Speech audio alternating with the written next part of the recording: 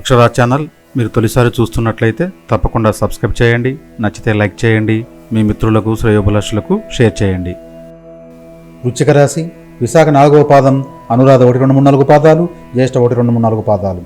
ఆదాయం 5, వ్యయం 5, రాజ్యపూజ్యం 3, అవమానం 3. వృశ్చిక రాశి జాతక చక్రం ప్రకారం చూస్తే 2023 ప్రకారం శని ఈ సంవత్సరం మీకు అత్యంత ముఖ్యమైన గ్రహాలలో ఒకటిగా కనిపిస్తోంది. జనవరి 17 వరకు కుంభరాశిలో మీ 4వ ఇంటికి వెళ్ళడానికి ముందు మీ 3వ ఇంట్లో శని ఉంటారు. ఏడాది పొడవునా ప్రస్తుతం ఇక్కడ కూర్చున్న శనిదేవుడు మీ 4వ ఇల్లు, 6వ ఇల్లు, 10వ ఇల్లు మీ రాశిపై ప్రభావం చూపుతుంది.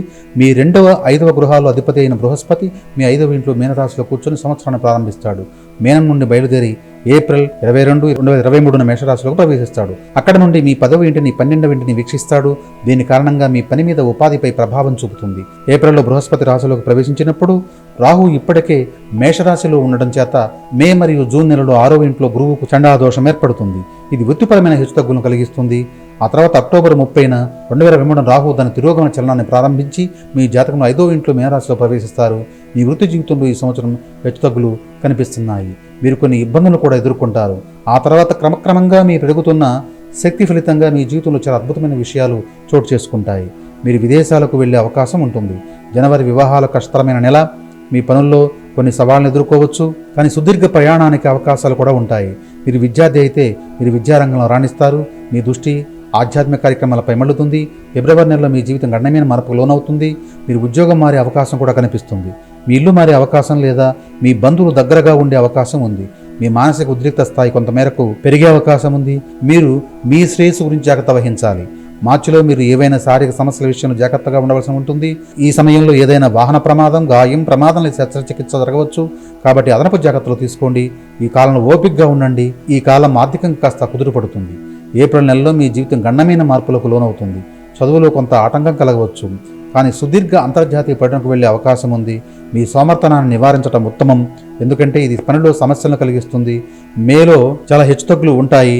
మీరు మీ సొంత ప్రయత్నాల ద్వారా గొప్ప విజయాన్ని సాధిస్తారు, కానీ ఈ సమయంలో కొంత కుటుంబ కలహాలు కూడా ఉండొచ్చు. జూన్లో మీ ఆరోగ్యం క్షీణించే అవకాశం ఉంది. మీ పాత సీక్రెట్స్లో కొన్ని ఎప్పుడు బయటపడతాయనే వ్యాకులత మీకు ఉంటుంది. తల్లిదండ్రుల ఆరోగ్యం క్షీణించే అవకాశం కూడా ఉంది. జూలై నెలలో వృత్తితో పురోగతికి అవకాశాలుంటాయి.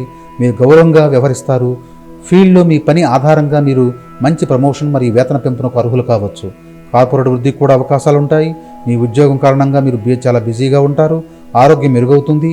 ఆగస్టు మరియు సెప్టెంబర్ నెలలో మంచి పురోగతికి సంబంధించిన నెలలుగా మారతాయి. అక్టోబర్, నవంబర్ నెల నుండి మీరు చాలా లాభపడతారు. రోగనిరోధక వ్యవస్థ మెరుగుపడుతుంది. మీ సహజ కోపం కూడా కొద్దిగా పెరగవచ్చు. ఇది మీ సంబంధాలను దెబ్బతీస్తుంది. భార్యాభర్తల మధ్య గొడవలు పెరిగే అవకాశం ఉంది. వ్యాపారం పురోగమిస్తుంది. మీరు ఇంటిని నిర్మించుకున్నా లేదా భూమిని కొనుగోలు చేసినా మీరు విజయం సాధించగలరు. డిసెంబర్లో మీ కోరికలు చాలా వరకు నెరవేరుతాయి. మీరు కోర్టు సంబంధ కేసులు విజయం సాధిస్తారు. మీ పిల్లల వివాహం చేయాలనుకుంటే ఇప్పుడు వారికి ఇది సరైన సమయమే. లేదా వారు తమ ఉద్యోగాలు లేదా వ్యాపారాలు కృషి చేస్తే విజయం సాధిస్తారు. మీరు వివాహం చేసుకోవాలనుకుంటే మీకు ఇది కూడా మంచి సమయమే. మీకు ఇదివరకే పెళ్ళై ఉంటే మీ జీవిత భాగస్వామికి మధ్య విభేదాలు ఉండవచ్చు. కోపంతో వ్యవహరించే మీ ధోరణి పెరిగే అవకాశం ఉంది. ఇది మీ వైవాహిక జీవితంలో ఉద్రిక్తను సృష్టించగలదు. 4వ ఇంటి అధిపతి అయిన శని మరియు శుక్రుడు 12వ ఇంట్లో లేదా జాతకంలో 3వ ఇంట్లో ఉండడం వల్ల ఈ సంవత్సరంలో మొదటి నెల బలహీనంగా ఉంటుంది.